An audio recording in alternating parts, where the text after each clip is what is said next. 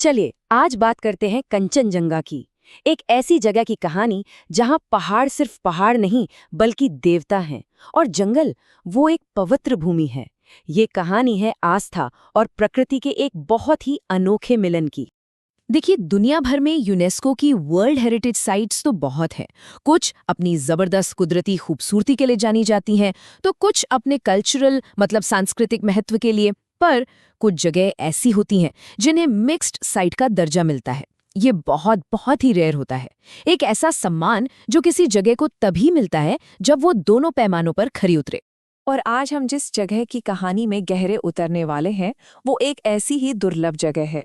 जी हाँ, ये कहानी है सिक्किम में बसे कंचनजंगा नेशनल पार्क की। तो चलिए पता लगाते हैं कि आखिर इसमें ऐसा क्या है जो इसे इतना इतना खास बनाता है। वैसे इस पार्क को ये पहचान रातों रात नहीं मिली, इसका सफर दशकों लंबा रहा है। देखिए, 1977 में इसे बायोस्फीयर रिजर्व बनाया गया, फिर 1997 में ये एक नेशनल पार्क बना और आखिरकार 2016 में वो साल आया जब इसे वो ग्लोबल पहचान मिली जिसने इसे दुनिया के नक्शे पर हमेशा के लिए अमर कर दिया। तो सवाल ये है कि आखिर इस पार्क की पहचान का, इसका दिल क्या है, इसकी आत्मा कहाँ बसती है। 8,586 मीटर ये ऊंचाई है माउंट कंचनजंगा की, मतलब दुनिया का तीसरा सबसे ऊंचा पहाड़। पर ये सिर्फ एक नंबर नहीं है, ये इससे कहीं कहीं ज्यादा है।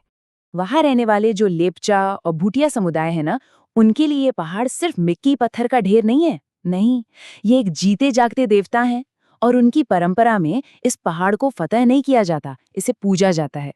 और कमाल की बात यह है कि ये आस्था सिर्फ उस एक पर्वत तक ही नहीं रुकती। नहीं, वहाँ के ग्लेशियर, झीलें, जंगल, ये सब मिलकर एक पवित्र लैंडस्केप बनाते हैं।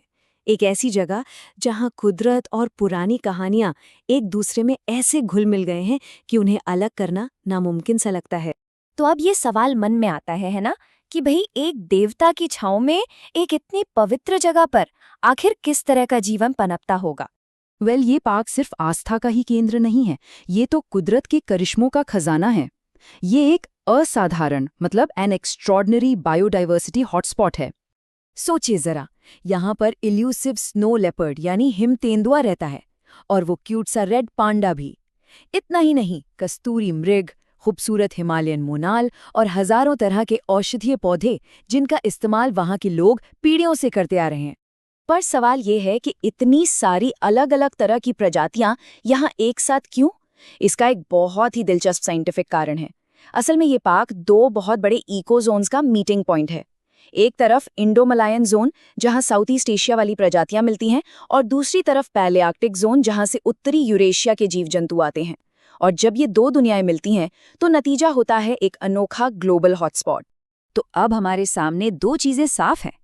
एक तरफ है गहरी आस्था और दूसरी तरफ है कमाल की कुदरत। कंचनजंगा की सबसे बड़ी खूबी ये है कि यहाँ ये दोनों चीजें अलग अलग नहीं हैं, ये एक साथ मिलकर काम करती हैं।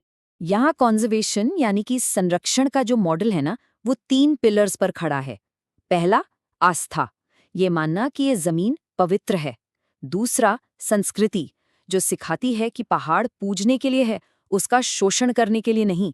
और तीसरा, विज्ञान, जो एक्टिवली इस पूरे इकोसिस्टम को बचाने में लगा है। और जब ये तीनों आस्था, संस्कृति और विज्ञान एक साथ आते हैं तो नतीजा क्या होता है? नतीजा होता है इंसान और कुदरत के बीच तालमेल का एक बहुत ही पावरफुल मॉडल। तो आखिर में सवाल ये उठता है कि इस पूरी कहानी का मतलब क्या है? कंचनजंगा सिर्फ सिक्किम या भारत के लिए ही क्यों नहीं, बल्कि पूरी दुनिया के लिए इतना जरूरी क्यों है? क्योंकि ये सिर्फ एक पार्क नहीं है, ये एक ग्लोबल एग्जाम्पल है। पूरी दुनिया के लिए एक जीता जागता उदाहरण, एक ब्लूप्रिंट कि कंजर्वेशन असल में किया कैसे जा सकता है। और इससे जो सबसे बड़ा सबक मिलता है वो ये है कि जब लोगों की आस्था का सम्मान किया जाए और उसे साइंस के साथ जोड़ा जाए तो प्रकृति को बचाने के लिए किसी जोर जबरदस्ती की जरूरत नहीं पड़ती। वो बचाव अपने आप बिल्कुल नेचुरली होता है। और ये बात हमें एक बहुत बड़े सवाल के साथ छोड़ जाती है। आज की दुनिया में जहां हमारा एनवायरनमेंट लगातार खतरे में है, क्या कंचनजंगा का ये मॉडल हमें भविष्य का कोई रास्ता दिखा रहा है? क्या हो सकता है कि संरक्षण का सबसे ताकतवर हथियार आस्था हो।